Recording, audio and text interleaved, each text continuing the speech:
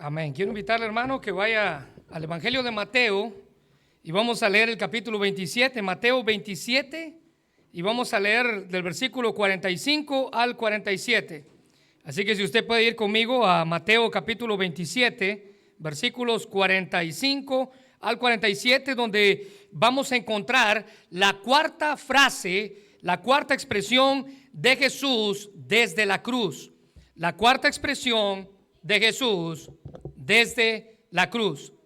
Mateo capítulo 27, versículos 45 al 47. Bueno, si lo tiene ahí, quiero leerlo. Si usted es tan amable, quiero leerlo. Si usted puede seguirlo con su vista.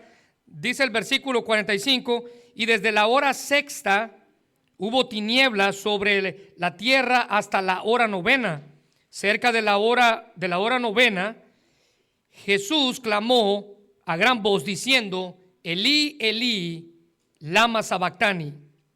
Esto es: Dios mío, ¿por qué me has desamparado? Y el versículo 27 dice: y algunos de los que estaban allí decían al oírlo: a Elías llama este.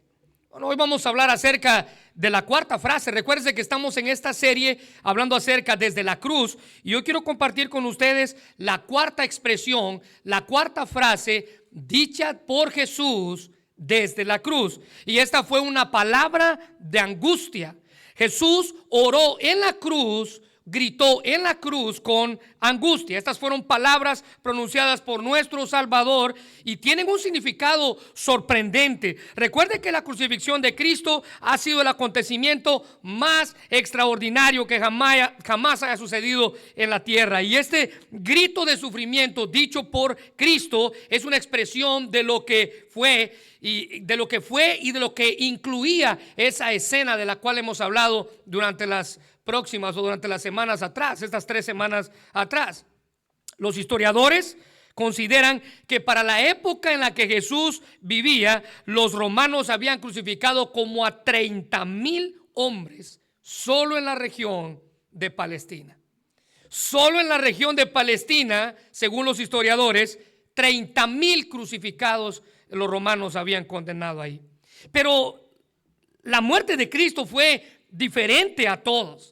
Es más, la Biblia dice que en la cruz Dios estaba ofreciendo la primera promesa que se nos muestra en las Escrituras sobre la liberación del pecado que había maldecido a la humanidad y al resto del mundo. La Biblia dice en Génesis 3:15: y pondré enemistad entre ti y la mujer, y entre tu simiente y la simiente suya. Y escuche bien esto: ella o esta te herirá en la cabeza y tú le herirás en el calcañar. Y Jesús en la cruz estaba cumpliendo lo que Génesis 3:15 dice. La simiente de la mujer iba a derrotar la simiente de la serpiente. En la cruz Cristo llevó el pecado de todos los seres humanos desde Adán. Él sufrió todas las burlas, las escupidas, los insultos que lanzaban todos los que estaban allí presentes. Ellos ignoraban que el asesinato de Jesús era el acto más blasfemo que jamás se haya cometido en la historia. La Biblia dice que hombres perversos sometieron al Hijo de Dios, humillación, a torturas, a muerte. El apóstol Pedro, en su mensaje en el libro de los Hechos, dice lo siguiente, en Hechos capítulo 3, versículos 14 al 15: mas vosotros, dice Pedro, negasteis al santo. Subraya eso, por favor. El pueblo ignoró y negó a aquel que traía la verdad. Negasteis al santo y al justo y pedisteis que se os diera un homicida, haciendo referencia a Barrabás. Versículo 15: y matasteis al autor de la vida, a quien Dios ha resucitado de los muertos, de lo cual nosotros, dice el apóstol Pedro, unos días después de la resurrección, dice, nosotros somos testigos. Mire, el escritor Mellington de Sardes, considerado como uno de los padres de la iglesia del siglo II, refiriéndose a Cristo, dijo lo siguiente: aquel que colgó la tierra en el espacio fue él mismo colgado. Aquel que fijó los cielos fue fijado con clavos. El que creó la tierra debió aguantar sobre un árbol. El Señor de todo fue sometido a ignominia, que significa deshonra, en un cuerpo desnudo. Dios lo entregó a muerte. Dios lo entregó a la muerte. Estas 3 semanas atrás hemos hablado que fue el propósito de Dios enviar a Cristo para que muriera en una cruz.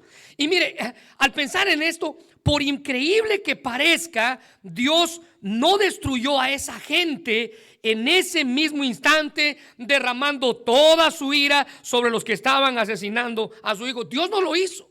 Por increíble que parezca, Dios no asesinó a esa gente. Recuerde que el asesinato de Jesús, según el plan divino, era necesario para la redención de la humanidad. En Filipenses capítulo 2, versículos 6 al 8, Pablo, hablando de ese sacrificio, dice: el cual, siendo en forma de Dios, no estimó el ser igual a Dios como cosa a que aferrarse, sino que se despojó a sí mismo, tomando forma de siervo, hecho semejante a los hombres, y estando en la condición de siervo o de hombre, se humilló a sí mismo, haciéndose obediente hasta la muerte y muerte de cruz. Era necesario. El sacrificio de Cristo era necesario para la redención de la humanidad. Jesús se convirtió en el sacrificio verdadero. Jesús se convirtió en el sacrificio suficiente, dice la Biblia, una sola vez, hecho por nosotros pecado. Ahora, ¿se da cuenta por qué es importante esto? Mire, de los 30,000 hombres que fueron crucificados en Roma, solamente el nombre de uno se recuerda hasta el día de hoy, porque la muerte de Cristo fue totalmente diferente a las demás. Dice la Biblia que él, estando en la cruz, expresó este grito de angustia: Dios mío, ¿por qué me has desamparado? Nuestro Salvador se sintió solo, sintió la soledad de la cruz, se sintió abandonado en los peores momentos de su vida. Alguien dijo que es extraño ser conocido universalmente y al mismo tiempo sentirse solo. Y es raro eso, que todo el mundo te conozca, pero que a la hora te sientas solo. Y aunque todos hemos experimentado, usted y yo, la soledad en alguna ocasión de nuestra vida, déjeme hacerle 2 preguntas. Usted ha experimentado soledad, yo he experimentado soledad, pero ¿qué tal si la persona que menos esperábamos que nos abandonara, nos abandonó en el peor momento de nuestra vida? O déjeme cambiar la pregunta. ¿O qué tal si nos abandona en los momentos en los que más lo necesitábamos? Mira, el escritor y predicador Warren Wiersbe dijo que de las 3 frases, las 3 primeras frases que ya estudiamos, esas no nos toman por sorpresa, porque esperábamos que Jesús dijera algo como eso. Esperábamos que Jesús dijera, dice el autor Wiersbe, algo como: Padre, perdónalos porque no saben lo que hacen. Nosotros, como seres humanos, esperábamos que Él hiciera algo así, porque la Biblia dice que Él nos mandó a amar a nuestros enemigos. Jesús no va a hacer nada que Él no esté dispuesto, no nos va a pedir a nosotros nada que Él no esté dispuesto a hacer.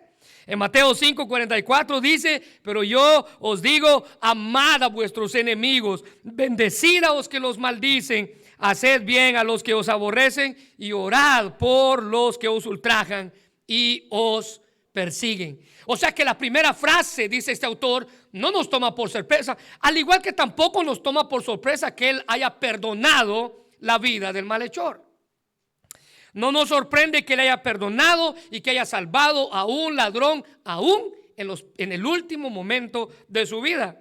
Este criminal, si usted se recuerda, hace 2 semanas estaba muriendo a su lado. Es más, este fue el motivo, dice la Biblia, del por qué Él vino a la tierra: salvar a aquel que estaba perdido. Se recuerda que cuando Jesús nació, el ángel le dijo a su madre en Mateo 1:21: y darás a luz un hijo y llamarás o le pondrás por nombre Jesús. Y quiero que subraye la última frase: porque Él salvará a su pueblo de sus pecados. Así que la segunda frase no nos toma por sorpresa. Es más, si a usted se le había olvidado que ese fue el propósito de Cristo al venir a la tierra, Él nos lo recordó en Lucas 19:10, porque el Hijo del Hombre vino ¿a qué? A buscar y a salvar lo que se había perdido. Este autor dice que de la misma manera que tampoco nos sorprende que Cristo haya pronunciado palabras de cuidado para su propia madre, palabras de afecto para su propia madre. Él cumplió a cabalidad el 5.º mandamiento, al igual que lo hizo con el resto de los mandamientos. Él sabía y entendía su responsabilidad como hijo mayor de cuidar de su madre o de buscar cuidar de su madre cuando él ya no estuviera en esta tierra. Pero esta cuarta frase, dice Wiersbe, sí que nos deja sorprendidos. Las palabras de perdón, las palabras de esperanza, las de cuidado, esas entendemos que él las dijera. Pero estas palabras de angustia y de soledad, al escucharle decir con dolor, Dios mío, ¿por qué me has desamparado?, tienden a sorprendernos, porque estoy seguro que ni usted ni yo esperábamos que eso pasara. Dios nunca ha abandonado a nadie. Y ahora tenemos a su propio Hijo clamar por el abandono de su Dios. Nuestro Señor Jesucristo vino a revelarnos el amor del Padre, pero ahora Él estaba siendo abandonado por el mismo Padre. Ahora eso tiene un motivo y eso es lo que vamos a ver. Estas palabras de angustia y de soledad nos muestran tres cosas maravillosas que yo quiero dejar en sus corazones en esta tarde. En primer lugar, estas palabras nos muestran la oscuridad de la cruz. Estas palabras nos muestran la oscuridad de la cruz.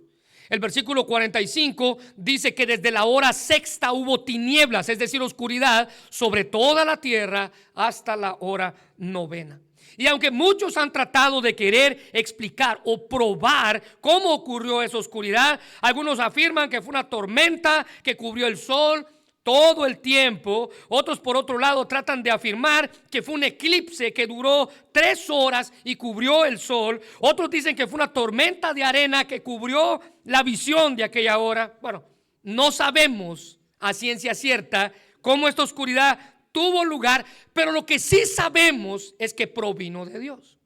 Lo que sí sabemos es que fue Dios quien vistió de oscuridad aquel momento. Mire, en las Escrituras no se nos explican el propósito de las tinieblas, pero de acuerdo con el Talmud babilónico, muchos rabinos habían enseñado por mucho tiempo que el oscurecimiento del sol, escuche bien esto, era un juicio de Dios sobre el mundo por un pecado excepcionalmente atroz, dice el Talmud babilónico. Déjame repetir eso. El oscurecimiento del sol era un juicio de Dios sobre el mundo por un pecado extraordinariamente atroz. Mire, si eso fuera una realidad, Dios, por medio de esta oscuridad, nos estaba dando una tremenda lección sobre las consecuencias del pecado en nuestra vida. Charles Spurgeon decía que la oscuridad era el símbolo de la ira de Dios, la cual cayó sobre los que asesinaron a su hijo unigénito. Dios estaba enojado y su ceño fruncido removió la luz del día, dice Spurgeon. El símbolo también nos dice que nuestro Señor Jesucristo soportó la cruz. Ahora vea, otros intérpretes han enseñado que las tinieblas fueron un medio en el que Dios echó un gran velo sobre los sufrimientos de su propio hijo. Es como que Dios cubriera el dolor que su hijo estaba sufriendo. Otros afirman que se trató de un acto de simpatía de parte de Dios el Padre en tratar de cubrir la desnudez de Dios el Hijo en la cruz, la deshonra de su propio hijo. Bueno, la naturaleza, lo que sí sabemos, hermano, aunque la Biblia no explica el en sí de la oscuridad, lo que sí sabemos es que la naturaleza estaba testificando de la gravedad de la muerte de Jesús. La naturaleza estaba dando testimonio de que lo que estaban haciendo en esa época era realmente muy malo. Mientras los amigos y los enemigos de Jesús permanecían en silencio y en la oscuridad, la naturaleza estaba testificando que lo que el pueblo estaba haciendo estaba mal. Las tinieblas de ese viernes por la tarde fueron físicas, pero escuche bien esto, esas tinieblas también fueron espirituales. Al igual que en nuestros días hay oscuridad espiritual. En Efesios 2, versículo 1, el apóstol Pablo habla de esa oscuridad. Él dice, y Él nos dio vida a vosotros cuando, escuche bien, estabais muertos en vuestros delitos y pecados. Escríbale a la par, por favor, oscuridad. oscuridad espiritual. Los seres humanos no necesitaban un guía, ellos no necesitaban un maestro, ellos estaban muertos y ni un guía ni un maestro podía hacer algo con ellos. Ellos necesitaban a alguien capaz de resucitar al espíritu de la oscuridad en la que se encontraban. Note que esta oscuridad, dice la Biblia, que se dio en la hora sexta, versículo 45, y desde la hora sexta, el mediodía. Para los judíos, la hora sexta era el mediodía. Para este tiempo en el que la oscuridad vino a la tierra, la Biblia dice que Jesús llevaba colgado en esa cruz 3 horas. Ya Jesús tenía colgado allí 3 horas. Pero cuando el sol de mediodía llegaba a su punto cumbre, entonces hubo oscuridad en la tierra. Esas tinieblas estaban notificando su muerte. En el tiempo en que vivió la tierra, se nombró a sí mismo como la luz del mundo. Y ahora esas tinieblas estaban opacando por un momento esa luz.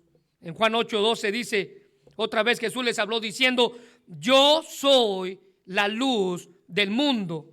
Y el que me sigue no andará en tinieblas, sino que tendrá la luz de la vida. Mire, las causas de las tinieblas no fue Satanás, como muchos dicen. No fue Satanás quien cubrió la tierra con tinieblas. Él no tiene el poder suficiente sobre la naturaleza para hacer algo así. Tampoco fue un eclipse, como ya lo dijimos, o como muchos creían en aquella época. Estas fueron causadas por el mismo Dios, el Padre. Estas tinieblas no simbolizaron la ausencia de Dios. Dios nunca se alejó de su Hijo, sino lo que simbolizaban esas tinieblas era la santa presencia de Dios. Escuche bien esto: justo en el lugar y en el momento en el que su Hijo estaba cargando los pecados de toda la humanidad. Esa oscuridad tenía como propósito taparle la boca a los que estaban blasfemando a Cristo. Y mientras colgaba de esa cruz, y aún sus corazones seguían en oscuridad. Sus bocas callaron, mirando con terror lo que estaba ocurriendo frente a sus ojos. Este hombre estaba pronunciando palabras de angustia y de soledad, porque esa oscuridad representaba la amargura de sentirse solo cuando más necesitaba de los suyos. El profeta Amós habló cientos de años atrás acerca de esto. Él dijo: y acontecerá en aquel día, dice el Señor, o dice Jehová el Señor, que haré que se ponga el sol a mediodía y cubriré la tierra en el día claro. Según los comentaristas, las tinieblas levantadas a mediodía era un emblema de grandes calamidades. Ellos estaban crucificando al Hijo de Dios. ¿Qué más calamidad podían pedir para sus propias vidas? ¿Qué más calamidad podían acarrear en sus propias vidas? La oscuridad de esa hora era una señal del desagrado de Dios con la humanidad. La oscuridad empezó, dice la Biblia, a la hora sexta.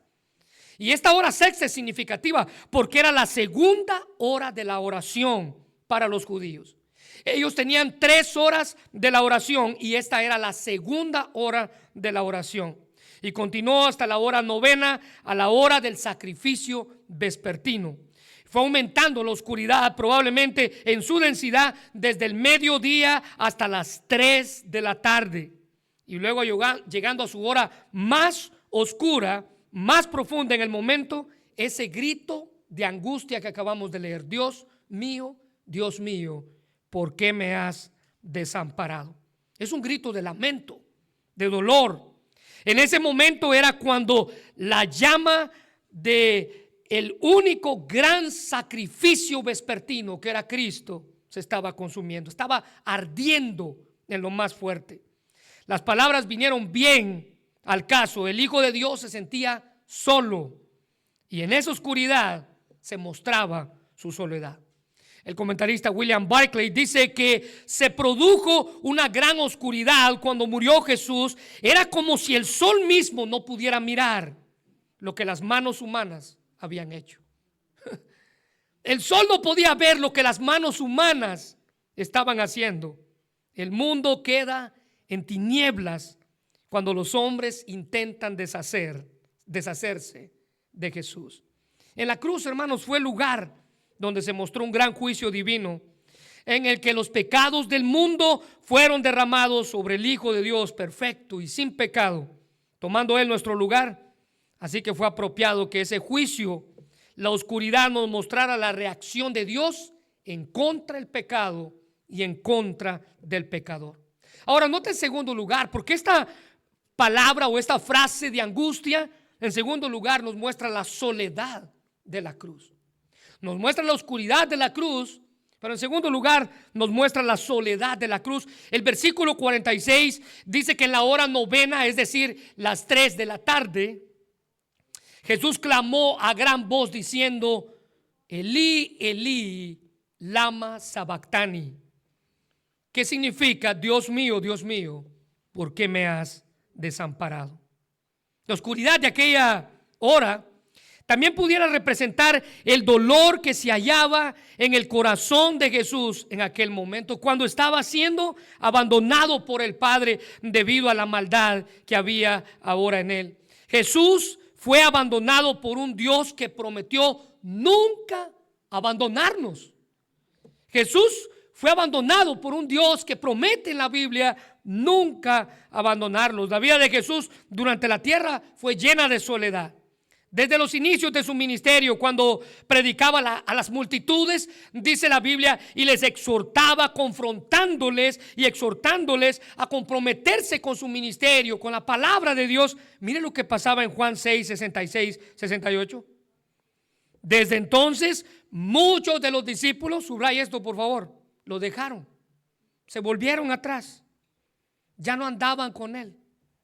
Entonces, al ver esos seguidores, Jesús se voltea a los 12. Note que la Biblia hace la excepción o la diferencia entre discípulos y los 12. Entonces, Jesús se voltea a los 12, a sus compañeros, y les hace la pregunta que usted, estoy seguro, y yo le haríamos: ¿y ustedes cuándo se van a ir también? ¿O ustedes también se van a ir de mí? Pero la respuesta de Pedro es una respuesta que ha resonado por todos los siglos en la historia del cristianismo. Pedro respondió y le dice: ¿a quién iremos? Solo tú tienes palabras de vida eterna. Mire, hermano, en sus horas más grandes de sufrimiento, Jesús clama a gran voz en angustia, sintiéndose solo, como si pidiera al cielo que oyera su doloroso grito, y se dirigió al Padre y le dice: Dios mío, ¿por qué me has desamparado? Mire, Marcos, que es uno de los evangelios sinópticos, nos presenta su versión, solo que Marcos presenta la versión de él en arameo. Y él dice en Marcos 15, 34: y a la hora novena Jesús clamó a gran voz diciendo: Eloi, Eloi, lama sabactani, que traducido es: Dios mío, ¿por qué me has desamparado? Ese clamó, si usted puede hacerle un círculo a esa palabra en Marcos 15, 34, Jesús clamó. Ese clamó es un verbo fuerte que indica emoción poderosa y una apelación a Dios. El Hijo de Dios ahora estaba experimentando algo que nunca antes había conocido: la separación de él y de su Padre, el abandono de su Padre. Esa separación nada tenía que ver con su naturaleza o con su esencia. ¿A qué me refiero con esto? Jesús en la cruz siguió siendo Dios. Jesús en la cruz siguió siendo la segunda persona de la Trinidad: Dios Padre, Dios Hijo y Dios Espíritu. Esta separación nada tuvo que ver con su esencia. Jesús siguió siendo Dios, pero esa separación fue una separación amorosa de la comunión que él tenía con su Padre. Mire por favor conmigo en Juan 17, 21 al 23, para entender de qué comunión les estoy hablando.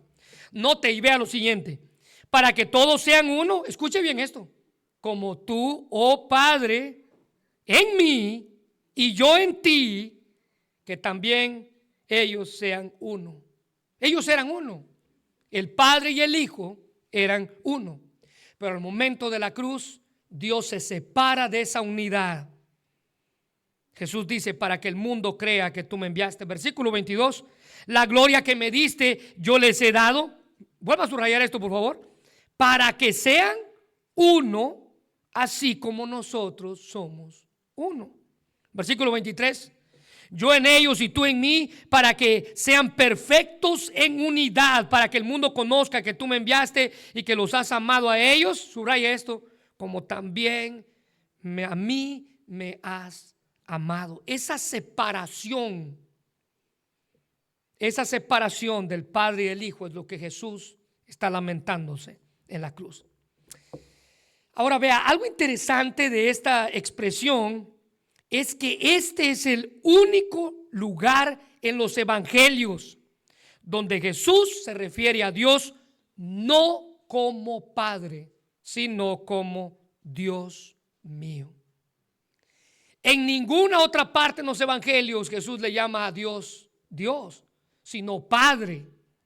Pero aquí Él le dice Dios mío.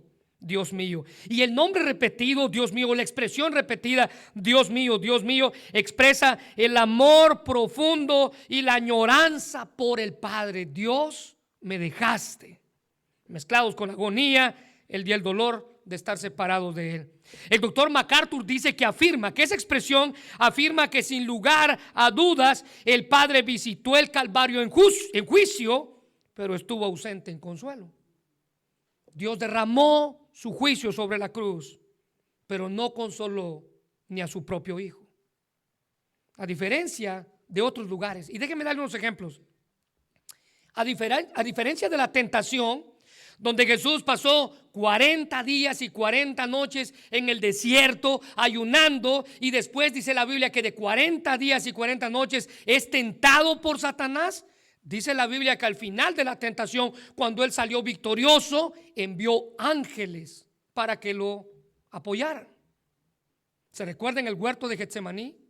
Cuando en clamor y en dolor oró, y tan profundo era su dolor que dice la Biblia que gotas de sangre salían de su piel. Dice la Biblia que al final, después de haber orado, Dios lo fortaleció. Pero en la cruz no fue así. Pero no hubo ningún alivio ni ayuda enviada a la cruz. Alguien dijo, está ahí en sus notas, que esa es una descripción del infierno, en el cual la plena ira de Dios siempre está presente, pero el consuelo de su amor y misericordia totalmente ausente. En la cruz nuestro Señor soportó la realidad plena de los tormentos del infierno, incluso ser abandonado por su propio Padre. Durante 3 horas que duraron las tinieblas, no leemos que Él pronunciara una sola palabra. La soledad, dice la Biblia, que era tan intensa que no podía hacer otra cosa más que callar. Y lo único para lo que abrió su boca es para decir: Dios mío, ¿por qué me has desamparado? Ahora vea, es interesante, hermanos, escuchar a Jesús decir estas palabras: ¿por qué me has desamparado? Conviniendo que Dios nunca desampara a nadie. Es más, su promesa es que siempre estará con nosotros a nuestro lado. Miren lo que dice el Salmo 27:10: aunque mi padre y mi madre me abandonar, el Señor me mantendrá cerca. Muchas personas hoy en día se quejan diciendo: es que creo que Dios ya se olvidó de mí. Si Dios ya se hubiera olvidado de alguien, de usted o de mí, ya no respiráramos, ya no tuviéramos lo que tenemos, ya no viviéramos. Si Dios se hubiera olvidado de nosotros. Dios no ha dejado a nadie, excepto a su Hijo en la cruz. Cristo en ese momento experimentó el abandono y la desesperación como resultado de la ira divina sobre Él, como el portador de los pecados de toda la humanidad. En 2 de Corintios 5:21 dice: al que no conoció pecado, por nosotros lo hizo pecado, para que nosotros fuésemos hechos justicia de Dios en Él. Vea que Jesús usó la palabra sabactani, que literalmente significa tú me dejaste. Es un grito de angustia. Nuestros traductores usaron la palabra desamparado, que significa dejar atrás en un lugar, pero Dios ahora le estaba dando la espalda a su propio Hijo. Algunos dicen que Jesús estaba citando las palabras del Salmo 22:1, si usted puede leerlo conmigo, dice: Dios mío, ¿por qué me has desamparado? ¿Por qué estás tan lejos de mi salvación y de las palabras de mi clamor? No, Jesús no estaba citando al Salmo. Jesús no estaba citando a David. David estaba hablando de lo que Jesús iba a sufrir en la cruz. No es que Jesús estaba recordando el Salmo, no, David estaba profetizando de lo que Jesús iba a experimentar, de lo que el Mesías, del sufrimiento profético que el Mesías iba a tener en la cruz por las maldades de toda la humanidad. David hizo una descripción sorprendente acerca del sufrimiento del Mesías muchos años más tarde. Y al pronunciar esta expresión se estaban cumpliendo las palabras de la profecía hecha por David: Dios mío, ¿por qué me has desamparado? Cristo en ese momento experimentó el abandono y la angustia que vienen como resultado del derramamiento de la ira divina sobre él como el portador de nuestros pecados. Nuestro Señor Jesús, en medio de sus sufrimientos, fue por algún momento desamparado por su propio Padre. Ahora, déjeme hacer una pregunta. ¿Era esta el que Dios lo haya abandonado en la cruz? ¿Era una queja hacia Dios por lo que él estaba pasando? ¿Jesús estaba quejando en la cruz? ¿Qué creen? Pues por supuesto que no. En ninguna parte de los evangelios notamos que él se quejara con el Padre, ni en el libro de los Hechos, cuando vemos él dándole instrucciones a sus discípulos. Cristo estaba mostrando simplemente en la cruz el abandono del Padre, y al gritar: Dios mío, ¿por qué me has desamparado?, Cristo estaba mostrando su humanidad. Recuérdese que en la cruz Jesús fue 100% Dios, pero en la cruz también Jesús fue 100% hombre. Y como ser humano, el dolor era incomparable. No solo un dolor físico, latigazos, escupidas, mis barbas fueron arrancadas, dice él, sino también un dolor emocional. Mire, le voy a decir algo que estoy seguro que usted y yo podemos coincidir. La soledad duele. La soledad duele. La angustia duele. Sin que el Padre le dejara de amar y ni él dejar de amar al Padre, ahora él siente el dolor de la soledad. Él siente el dolor de la angustia. El comentarista Matthew Henry dice que Dios el Padre le amaba como a hijo, y subraya esto por favor, pero le odiaba como sustituto. ¿Sabe qué significa eso? Él tomó nuestro lugar en la cruz. Usted no carga sus pecados, ya Cristo los cargó por usted. El Padre amaba al Hijo como hijo, pero el Padre odiaba al Hijo como sustituto. Él nos salvó, dice la Biblia, de la maldición de nuestros pecados. Gálatas 3:13. Cristo nos redimió de la maldición de la ley, hecho por nosotros maldición, porque escrito está: maldito todo el que es colgado en un madero. Ahora, nota en tercer lugar. En tercer lugar, ya vimos la oscuridad de la cruz, la soledad de la cruz, pero en tercer lugar, este pasaje nos presenta la necedad de la cruz. Ese pueblo fue necio. La necedad de la cruz. El versículo 47 dice, del capítulo 27 de Mateo: algunos de los que estaban allí decían al oírlo: a Elías llama este. Ve el versículo 49. Pero los otros decían: deja, veamos si Elías viene a librarle. Mire, no cabe duda, hermanos, que tenemos que ser necios para no ver la verdad. Y aunque enfrente de nuestros propios ojos esté la verdad, alguien dice que no hay peor ciego que el que no quiere ver, ¿verdad? Bueno, esta gente no estaba viendo la verdad de sus hechos. Aquí se describen las burlas que se lanzaron con él. Le escupieron, se burlaban de él, le hicieron toda clase de atrocidades. Las autoridades romanas, judías se burlaban de él. El pueblo, incluso hasta los malhechores, ¿se recuerda? Se burlaban de él. Si tú eres el Cristo, bájate y ayúdame a mí también. Todas esas burlas tenían como objetivo apachar sus milagros, sus palabras pronunciadas de quién era él. Esta gente estaba usando la gloria de Cristo como un objeto de su burla. Bájate de esa cruz, le decía, y entonces vamos a creer en ti. Pero como dijo el general William Booth, el fundador del Ejército de Salvación, es precisamente porque no quiso bajar por lo que creemos en él. Los judíos miraban a Dios únicamente a través de su poder, pero Jesús nos mostró que a Dios también se le ve por el amor sacrificial que él tiene. En Juan 15:3 dice: nadie tiene mayor amor que este, que uno ponga su vida por sus amigos.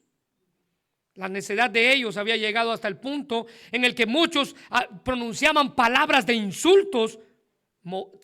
Y no solamente insultos, sino que la Biblia dice que muchos de ellos meneaban la cabeza con desapruebo. Miren lo que dice Mateo 27, versículo 39. Y los que pasaban le injuriaban. Note que esa palabra quiere decir le insultaban. Versículo 39. Meneando la cabeza como con desapruebo. Clase de burla, de necedad. Esta gente no había entendido que Cristo había hablado mientras estaba con ellos. Versículo 40, él dice: tú, el que derribabas el templo en 3 días y lo reedificabas, sálvate a ti mismo si eres el Hijo de Dios. Desciende de esa cruz. Esa gente no entendió lo que eso significaba. Jesús, al hablar del templo en el versículo 40, no estaba hablando del templo, pero para ellos tuvo peso eso, porque el templo era lo más importante que ellos tenían, hablando de su adoración. Jesús estaba hablando de su propio cuerpo, que él iba a ser destruido, pero al tercer día él iba a resucitar. Y estas palabras habían tocado el orgullo de todo el pueblo, porque el templo era lo más sagrado que ellos tenían. Pero Jesús no estaba hablando de paredes ni de un lugar, sino de su propio cuerpo. En Juan 2, 19 al 21, respondió Jesús y les dijo: destruid este templo y en 3 días lo levantaré. Note que aquí no dice lo voy a reconstruir, sino lo voy a levantar. El versículo 20 dice: y dijeron luego a los judíos: en 46 años, dijeron los judíos, fue edificado este templo, y tú lo vas a levantar en 3 días. Mas él hablaba del cuerpo, que es su templo, o del templo de su cuerpo. Estas personas, hermanos, en su necedad se burlaban de él, tratándole o tentándole a que bajara de esa cruz. El ladrón se burlaba de él y le decía: bájate de ahí y bájame a mí también. Él no se bajó de esa cruz, escuche bien esto, no porque no pudo, sino porque no quiso. Juan 10, 18 dice, hablando de su propia vida, Jesús dijo: nadie me la quita, sino que de mí mismo la pongo. Y por si usted no entendió, él sigue explicando: tengo poder para ponerla y tengo poder para volverla a tomar. Este es el mandamiento que recibí de mi Padre. Mire, la muerte y la resurrección de Cristo, como parte del plan de Dios para la salvación del mundo, estaban en total control de Dios. Nadie podía matar a Jesús sin su consentimiento. Pero en medio de todo eso tenemos a un pueblo necio, plagado de burlas hacia su Salvador. El doctor Adrian Rogers decía que fueron los pecados los clavos que sostuvieron a Jesús, y fue nuestro duro corazón el martillo que lo clavó en esa cruz. La necedad, la dureza del pueblo, la suya y la mía, todos juntos fueron los que clavaron a Jesús en esa cruz. Y es así como en medio del dolor y de la angustia del Padre, los líderes religiosos y la turba seguían hostigando a Jesús, diciéndole: mira, vamos a esperar si viene Elías a bajarlo de allí. cuando Jesús pronunció Elí, Elí, lama sabactani, ellos decían, escucha, está llamando a Elías. Ellos estaban respondiendo a un clamor angustioso con burlas. Ellos no estaban diciéndolo con honestidad, se estaban burlando de él. Se estaban burlando. De ahí que en el versículo 49 dice, mira, vamos a esperar a ver si de verdad viene Elías a bajarlo de esa cruz. Miren, lo que ellos estaban citando era una profecía que está en Malaquías capítulo 4 versículos 5 y 6 que dice, he aquí yo os envío el profeta Elías, escuche bien esto, antes que venga el día de Jehová grande y terrible. Versículo 6, él hará volver el corazón de los padres hacia los hijos y el corazón de los hijos hacia los padres, no sea que yo venga y hiera la tierra con maldición. Al acusar a Jesús de que llamaba a Elías, el pueblo sarcásticamente se estaba burlando de él, con desprecio, asegurando que si él fuera realmente el Mesías, no tendría que estar muriendo en una cruz, sino que tal vez Elías iba a aparecerse para rescatarlo, tal y como Malaquías dice aquí. Y el pueblo estaba tan necio y su duro corazón. Recuérdese que Juan 1:11 dice que a los suyos vino y los suyos no le recibieron. En ninguna parte de la Biblia podemos contemplar de manera más clara y penetrante la realidad de la muerte sacrificial de Jesús y la angustia de haberse separado de su Padre en la cruz. Dios en la cruz le dio la espalda al Hijo porque Él estaba cargando los pecados de toda la humanidad.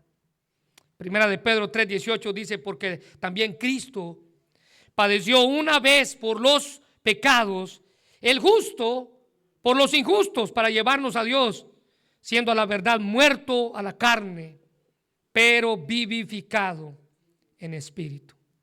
Termino con esto, hermanos. Cristo en la cruz experimentó el dolor, la angustia de la soledad, el abandono del Padre, y a pesar de los horrores que tuvo que enfrentar, dice la Biblia que nuestro Salvador triunfó en la cruz. Él triunfó en la cruz.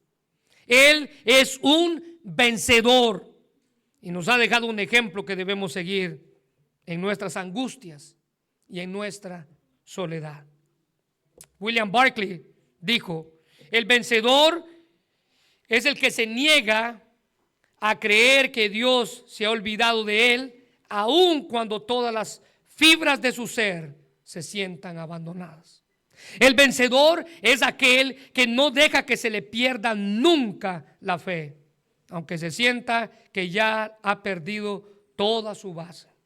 Vencedor es el que ha sumido hasta las profundidades y todavía se aferra a Dios, porque eso es lo que hizo Jesús en la cruz. Él es un vencedor. Y estas palabras de angustia nos muestran el dolor y el sufrimiento que Él sufrió por cada uno de nuestros pecados. Voy a invitarle a que cierre sus ojos, vamos a orar. Señor, te damos gracias por tu palabra y gracias por el privilegio que nos das de honrarte, Señor. Padre, queremos acercarnos a ti con el único propósito de darte gracias, Señor, por lo que has hecho en nuestra vida. Gracias porque nos das el privilegio de amarte. Gracias porque nos das la bendición de estar cerca de ti, Señor. Señor, ve si hay algo en nosotros que hasta el día de hoy sigue apuntándote y señalándote con sarcasmo,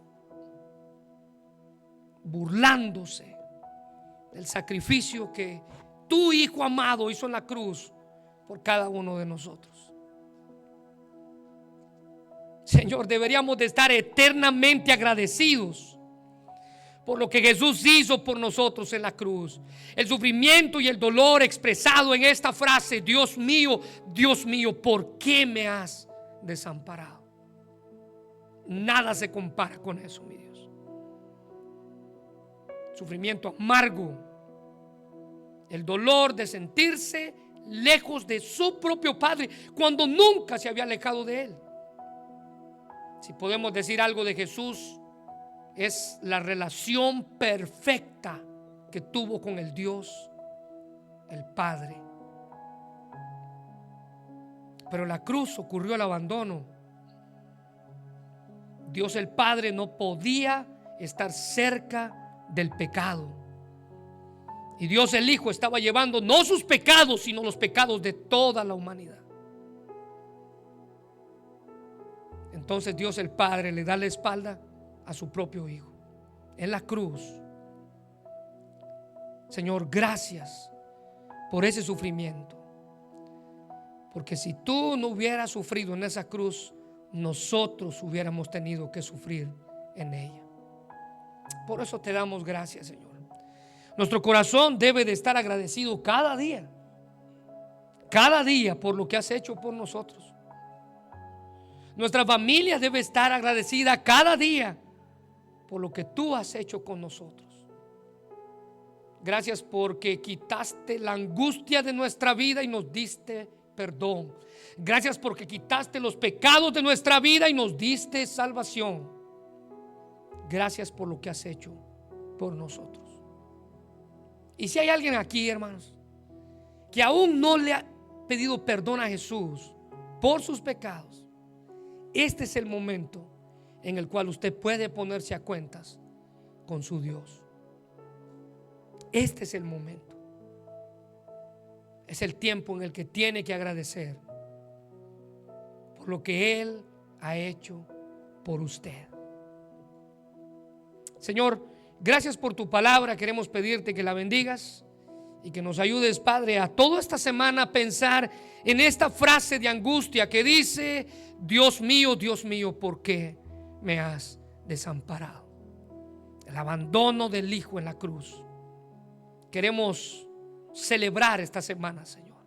Queremos recordar y meditar esta semana en esas palabras que, por muy tristes que puedan ser, para nosotros son palabras de gratitud. Darle gracias a un Dios que sufrió por nosotros. Darle gracias a un Dios que clamó por nosotros. Bendice este tiempo, Padre, y tu palabra. Ayúdanos a estar en comunión contigo cada día a través de nuestro cuaderno espiritual. Señor, que ese sacrificio no haya sido en vano, sino que de nosotros tengamos el deseo de querer crecer en tu palabra, querer honrarte cada día, porque para eso hemos sido llamados. Gracias por tu amor. En el nombre de Jesús. Amén.